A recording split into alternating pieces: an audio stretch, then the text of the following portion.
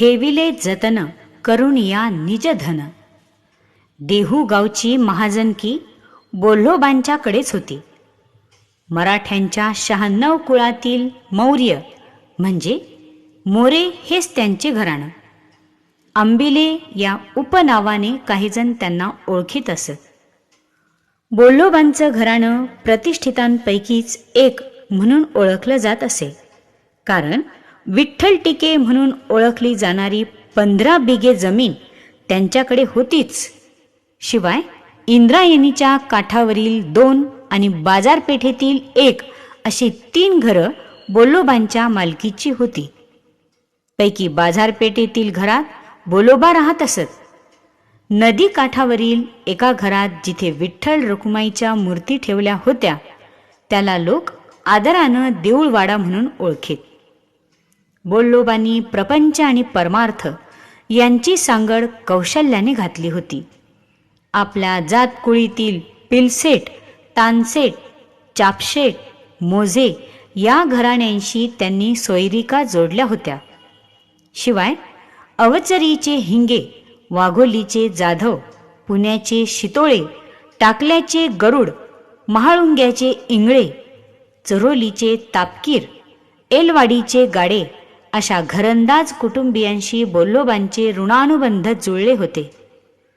पूर्वापार चालत आलेले यातील काही संबंध चांगले वाढविले होते, टिकविले होते. दुकानातील व्यापार उदीम सचोटीने करावा, कष्ट करून शेती उत्तम पिकवावी, आलेल्या पैशातून सावकारीही चालवावी असा व्यवहार करण्यात बोल्लोबा कुशल होते. देऊळवाड्यात अधूनमधून वारकरी यायचे, त्यांची सेवा चाकरी ते करायचे. यात्रेकरू, जपी तपी साधू, बैरागी यायचे, त्यांचा परामर्श ते घ्यायचे. कोणाला घोंगडं दे, कोणाला कफनी दे, कोणाला पिठाचं गाठोडं दे असं अगत्य ते नेहमीच करीत असत. असं सांगतात, गोसावी पंथाचा स्वीकार बोल्लोबांच्या घराण्यातील कोणा एका पूर्वजाने केलेला होता. त्यामुळे दर पिढीनं एकानं गोसावीपण घेणं हा त्यांच्या कुळातील एक धर्मच होता. भुकेलेल्यास भाकर द्यावी, तहानेल्याला पाणी द्यावं, आजाऱ्याला औषध पाणी करावं, अडल्या नडल्यास मदतीचा हात द्यावा या गृहस्थ धर्माचं पालन अंबिल्याकडे अगत्यपूर्वक होत असे. देऊळवाडा सदा गजबजलेला असायचा. घरी व्रतवैकल्य चालायची. शिवरात्र, एकादशीचे उपवास सर्वजणच करायचे. सवड होताच घरातील एखादी व्यक्ती आळंदी पंढरपूरची वारी करून दर्शन घेऊन यायची. या सर्व गोष्टी सातत्याने चालाव्यात याकडं बोल्लोबा दक्षतेने लक्ष देत असत. कुठं काही ऊन पडत नाही ना, कोणी अंगचुकारपणा करीत नाही ना याकडं त्यांचं बारीक लक्ष असे. असं हे मोरेकुळ सर्व बाजूंनी सुख समाधानाबरोबरच वैभवाने नांदत होतं. त्यांनी वडिलार्जित पुण्य संपत्ती तर राखली होतीच, शिवाय कुळधर्म कुळाचार पाळून नित्य नियमानं नामस्मरण करून त्यात भर घातली होती. त्यामुळे सर्व लाभ त्यांच्या घरी आयतेच चालून येत असत. बोल्लोबांच्या मनी कसली चिंता नव्हतीच. आला दिवस नेहमी आनंदाचा जात होता. बोल्लोबांना 3 मुलगे, थोरला सावजी, मधला तुकया आणि लहानगा कान्ह्या. पोरं दिसामासांनी वाढत होती. घरात विटी दांडू, चेंडू, लगोऱ्या, भोवरे यांचा डाव मांडत खापरांचे होन करून खेळत. सवंगड्याबरोबर हमामा हुतुतू घालीत. खायला प्यायला भरपूर होतच. मुलं चांगली टणक आणि बलदंड झाली होती. गोठ्यातील गाई गुरं घेऊन ती राणावनात जात. इंद्रायणी काठी त्यांना चारायला सोडून नाना परीचे खेळ खेळत. अंगातील ताकद अजमावायला अवघड धोंडे छातीबरोबर उचलून खांद्यावर घेऊन फेकून देत. कधीमधी त्यांच्यात माऱ्या होत. भांडणं जुंपत. एलेवाडी सदुंबऱ्यातील मुलांबरोबर डोहात पोहायच्या पैजा लागत. त्यात वादावादी तक्रारी होत. एखादी कागाळी बोल्लोबापर्यंतही येई, समेट होई. मग तीच पोरं झाडाखाली बसून आपापल्या शिदोऱ्या एकमेकांना खाऊ घालीत. असे मजेत आनंदात दिवस चालले होते. एखादे वेळी बोल्लोबा पोरांवर रागवायचे, उद्यापासनं तुम्ही रानात गुरं घेऊन जाणं बंद करायचं. धूळपाटी घ्या, अक्षरं गिरवा, लिहा वाचायला बसा, हिशेब पाढे तयार करा. सावजी काय सांगतोय? नाईलाजानं या नव्या संकटांना तोंड द्यावं लागे. पावकी निमकी पाऊणकी पाठ करता करता झीट येईल. तोवर देऊळवाड्यामधून एखादा वारकरी दारात येई. बोल्लोबा त्याला गुळ पाणी घेऊन आतिथ्य करीत. बोल्लोबांच्या आणि वारकऱ्याच्या गोष्टी सुरू झाल्या की पोरं हळूच आपली पाटी दप्तर आवरून ठेवायची. खांबा आड उभं राहून साधू संतांच्या गोष्टी ऐकत राहायची.